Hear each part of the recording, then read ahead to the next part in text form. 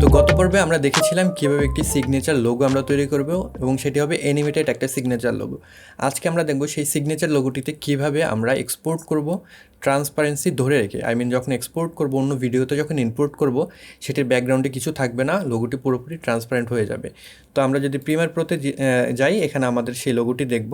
তো আপনারা যদি আরও লুক চান, এটাকে যদি আরও একটু বড় করে নিতে চান, সেক্ষেত্রে এটিকে জাস্ট ধরে এরকম কপি করে আপনারা যদি বড় করে দেন এটিকে কিন্তু তৈরি করতে পারবেন। যতটুকু ইচ্ছাই আপনি জাস্ট সবগুলোকে ধরে আরও এটিকে সাথে সংযুক্ত করে দিলেন, আরও বড় হবে। তো আপনাদের যতটুকু দরকার ততটুকু করে এখন যেটি করতে হবে, এটিকে এক্সপোর্ট করার জন্য আমরা এটির যে লাস্ট অপশন রয়েছে, আউট পয়েন্ট যেটি রয়েছে, সেখানে আমাদের যেতে হবে। চলে আমরা যদি লাস্টে যাই অ্যান্ড আউট পয়েন্ট সেট করে দিই, তো এখান থেকে এতটুকু আমরা এক্সপোর্ট করব। সিলেক্ট করে আমাদের টাইমলাইনটি দেন যেতে হবে ফাইলে, তারপরে যাব এক্সপোর্টে। তো নর্মালি আমাদের যেটি থাকে এখানে কিন্তু আমাদের যে ফরম্যাট সেটি থাকে H.264 এই ফরম্যাট থাকে। এই ফরম্যাটে আপনি কিন্তু ট্রান্সপারেন্সি ধরে রেখে এক্সপোর্ট করতে পারবেন না। এর জন্য যেটি করতে হবে, আমাদের কুইক টাইম যে কোডেক রয়েছে সেখানে চলে যেতে হবে এবং প্রিসেটের ভিতরে এখানে আপনি অনেকগুলো প্রিসেট পেয়ে যাবেন। মূলত আমরা আলফা সাথে যেটা অ্যাপেল প্রোরেস রয়েছে 444 উইথ আলফা, এটিকে সিলেক্ট করব।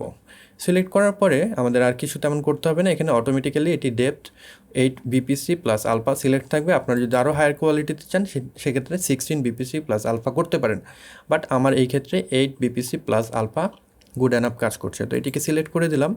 এখন এটিকে আমার একটি নাম দিয়ে দিতে হবে। আমি দিলাম টেস্ট লোগো। দেন যদি সেভ দিয়ে দিই এবং এক্সপোর্ট দিয়ে দিই, তাহলে আমাদের মূলত যে লোগোটি আমরা তৈরি করেছি সেটি অ্যানিমেটেড একটি ট্রান্সপারেন্ট লোগো হিসেবে এক্সপোর্ট হয়ে যাবে। তো এখন যদি আমরা চলে যাই আমাদের ফোল্ডারে, সেখানে যদি আমরা একটু দেখি আমাদের বেসিক্যালি কি এক্সপোর্ট হয়েছে, টেস্ট লোগো। এটাকে যদি প্লে দেই তাহলে আমাদের যে প্লেয়ারও রয়েছে সেখানে আমরা ব্ল্যাকই দেখব, কারণ আমাদের যে মিডিয়া প্লেয়ার রয়েছে সেটা ট্রান্সপারেন্ট ওইভাবে আমাদের শো করতে পারে না। তো এই ধরনের যে লোগোগুলো রয়েছে সেগুলোকে যদি আমরা ইউজ করতে চাই, ট্রান্সপারেন্ট যে ভিডিও রয়েছে সেগুলোকে যদি আমরা আলফা চ্যানেল সহ ইউজ করতে চাই, সেরকম সাপোর্টেড একটা ভিডিও এডিটিং সফটওয়্যার ইউজ করতে হবে। যেরকম প্রিমিয়ার প্রো সে আলফা সাপোর্ট করে, DaVinci রিজলভ সাপোর্ট করে, তারপরে যদি আমরা ম্যাকের জন্য বলি ফাইনাল কাট, সেটা কিন্তু সাপোর্ট করে। তো এই ধরনের যদি আমরা সফটওয়্যার ইউজ করি সেগুলো কিন্তু কাজ করবে। তো নেক্সট ভিডিওতে দেখব এটি আমরা কিভাবে কোনো ভিডিওর উপরে স্থাপন করতে পারবো এবং সেটি লুপ আকারে চলবে। তো এই ছিল আজকের ভিডিও। আশা করি ভিডিওটি ভালো লেগেছে। যদি ভালো লেগে থাকে তাহলে অবশ্যই লাইক করবেন, কমেন্ট বক্সে আপনাদের মতামত জানাতে ভুলবেন না। এই চ্যানেলে আপনি নতুন হয়ে থাকলে সাবস্ক্রাইব করে রাখবেন। I'll catch you guys on the next one. Until then, good bye.